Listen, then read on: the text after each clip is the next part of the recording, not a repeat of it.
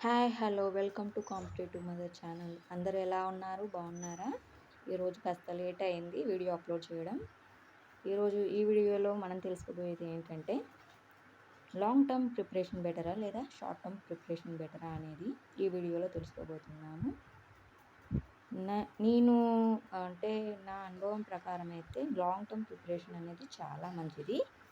Because of అంటే చాలామంది notification వచ్చిన తర్వాత మాత్రమే చదవడం అనేది స్టార్ట్ చేస్తారు.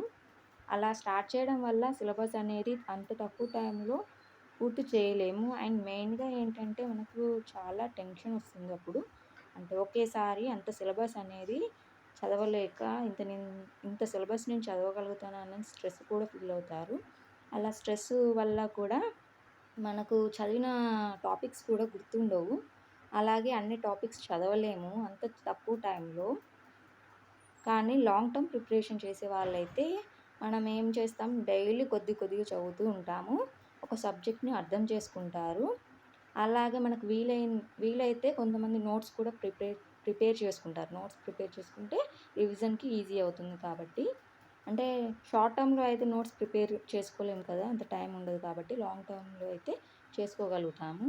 అలాగే ఇలా చేసుకోవడం వల్ల మనకేంటంటే రివిజన్ ఈజీ అయిపోతుంది కాబట్టి లాంగ్ టర్మ్ ప్రిపరేషన్‌లో ఎక్కువ సార్లు రివైజ్ చేస్తాం మనము.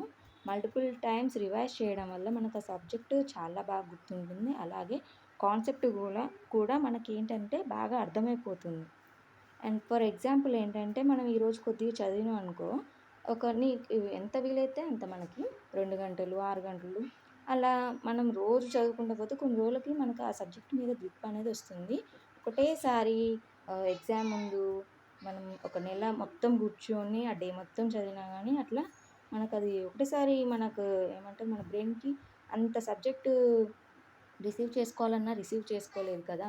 ఎంత చదివినా వేస్ట్. చదువుతారు అంతే కానీ అది ఏం ఎక్కదు మెదడులోకి. లాంగ్ టర్మ్ ప్రిపరేషన్ వల్ల యూజెస్ ఏంటంటే, మనం అలా చేయడం వల్ల కాన్సెప్ట్ అనేది బాగా అర్థమవుతాయి. అలాగే రివిజన్స్‌కి ఎక్కువ టైం అనేది దొరుకుతుంది. అలాగే మనం మాక్ టెస్ట్‌లు రాయడానికి కూడా అవకాశం అనేది ఉంటుంది. ఎగ్జామ్స్ టైంలో టెన్షన్ అనేది తగ్గుతుంది. అంటే నేనేమంటానంటే మాక్ టెస్ట్‌లు రాస్తే ఏమైతుందంటే మనకు ఎక్కడ వరకు వస్తుందనే సబ్జెక్టు అర్థమవ్వడం వల్ల మనకు చాలా యూజ్‌ఫుల్ అవుతుంది. ఎగ్జామ్ టైంలో ఈ మాక్ టెస్ట్‌లు అనేది మనకు చాలా ఉపయోగపడతాయి అన్నమాట. అంటే ఇన్ టైంలో ఎలా రాయాలి, అలాగే ప్యాటర్న్ ఎలా వస్తుంది, నాకు సబ్జెక్ట్ ఎంత వరకు వచ్చిందని మనకు తెలిసి ఉండడం వల్ల ముందే రాయడం వల్ల మనం మళ్ళీ ఇంకొకసారి రివైజ్ చేస్తాం. ఇంకెక్కువ సార్లు చదువుతా ఉంటాము. దానివల్ల ఎగ్జామ్ వరకు మనకు సెట్ అయిపోతుంది. అలాగే ఇలా మనం చేయడం వల్ల ఏంటంటే మనలో కాన్ఫిడెన్స్ కూడా చాలా బాగా పెరుగుతుంది. ఒకవేళ లాంగ్ టర్మ్ ప్రిపరేషన్ అనేది నేను పూర్తిగా ఇంకా అసలు అంటే షార్ట్ టర్మ్‌లో ప్రిపేర్ అయిన వాళ్ళకి జాబ్ రాదనైతే నేను చెప్పను. ఎందుకనంటే కొంతమందికి బ్రెయిన్ పవర్ ఎక్కువుంటుంది. అంటే ఇప్పుడు ప్రజ్ఞావంతులు అంటారు కదా మనకు సైకాలజీలో. అలా ప్రతిభావంతులు అనే వాళ్ళు ఉంటారు కదా! వాళ్ళ ఐక్యూ లెవెల్స్ ఎక్కువగా ఉండడం వల్ల వాళ్ళకి అంటే చదవంగానే గుర్తుండిపోతుంది. కాన్సెప్ట్స్ బాగా అర్థం చేసుకోగలుగుతారు. అలాగే ఏంటంటే కొంతమంది ప్రీవియస్ డీఎస్సీలో మిస్ అయిన వాళ్ళు, కొద్దిలో మిస్ అయిన వాళ్ళు తర్వాత ప్రిపరేషన్ కొనసాగించలేక ఇంట్లో మనీ ప్రాబ్లమ్ వల్ల వాళ్ళు ఏం చేస్తారంటే బయటికి వెళ్తారు కదా! జాబ్ చేస్తూ ఉంటారు. వాళ్ళకి ఆల్రెడీ వచ్చు సబ్జెక్ట్ మీద గ్రిప్ ఉంది.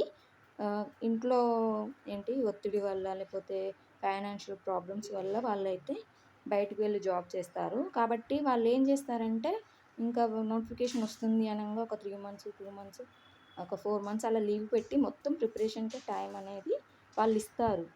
అలా టైం మొత్తం అలా ఇవ్వడం వల్ల వాళ్ళకి జాబ్ వచ్చే అవకాశాలుంటాయి. బికాజ్ ఆఫ్ వాళ్ళు ఆల్రెడీ చదివారు. మళ్ళీ ఇప్పుడు మొత్తం టైం వాళ్ళకి రివైజ్‌కే ఇస్తున్నారు. కాబట్టి వాళ్ళకొస్తుంది. మరి ఇంకొకరేంటంటే ఐక్యూ లెవెల్స్ ఎక్కువున్న వాళ్ళకి కూడా తొందరగా అర్థమవుతుంది కాబట్టి వాళ్ళకి వచ్చే ఛాన్సెస్ ఉంటాయి. అందరికి అలా ఉండదు కదా! అండ్ నేను కూడా ఒక హౌస్ వైఫ్‌గా నేనైతే మొత్తం 24 గంటలు ఇవ్వలేనండి. ఒకవేళ మనకి ఎగ్జామ్ డేట్స్ వచ్చినా సరే నేనైతే 24 గంటలైతే చదవలేను కదా! ఒక హౌస్ వైఫ్‌గా మనకైతే కుదరదు. ఎందుకనంటే ఇంటి పనులు చేయాలి, కుటుంబ బాధ్యతలు.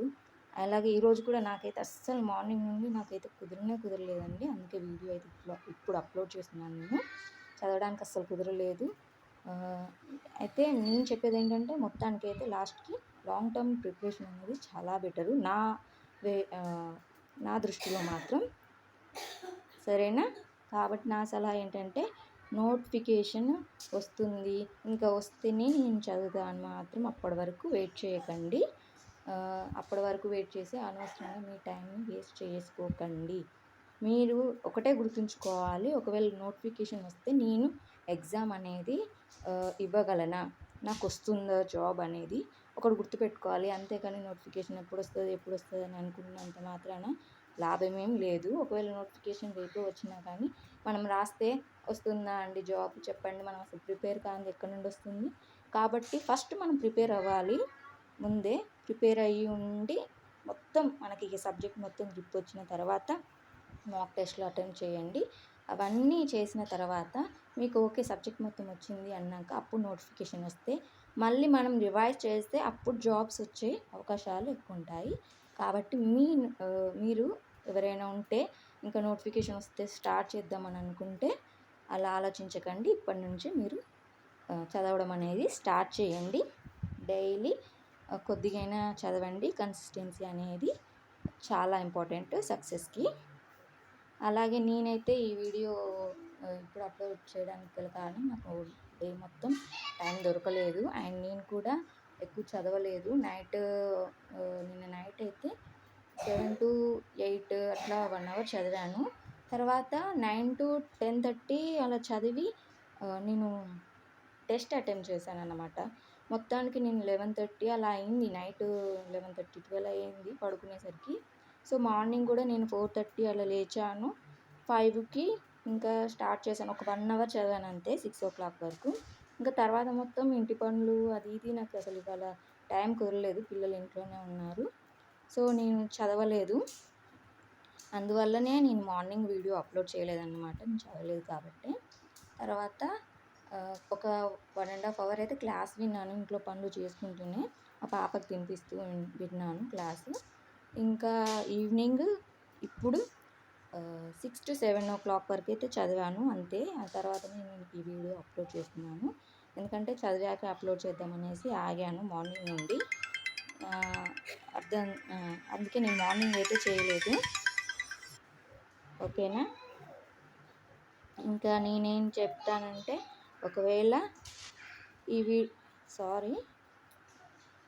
వీడియో కనుక మీకు నచ్చినట్లయితే లైక్ చేయండి, షేర్ చేయండి, సబ్స్క్రైబ్ చేయండి. అలాగే ఇలాంటి మరిన్ని డిఎస్సి వీడియోస్ కోసం నా ఛానల్ని సబ్స్క్రైబ్ చేసుకోండి. మళ్ళీ నెక్స్ట్ వీడియోలో కలుద్దాం. Thank you.